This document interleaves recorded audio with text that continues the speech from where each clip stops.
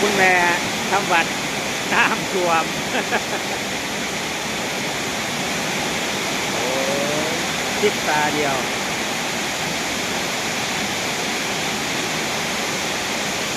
พริบตาเดียว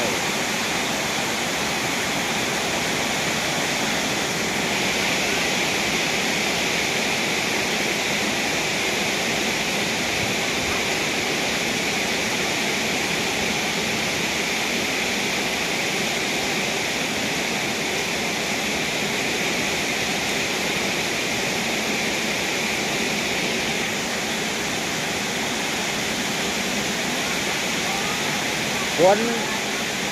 มันตกแห้งอยู่ดิเพราะแม่นตกเรียนนี่ในข้างนี้ได้แห้งที่สุดเลยข้างนี้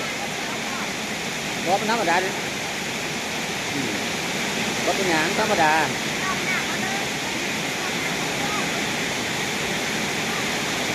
ถอดปลั๊กแล้วเอาง้วมไว้แม่ง้วมไว้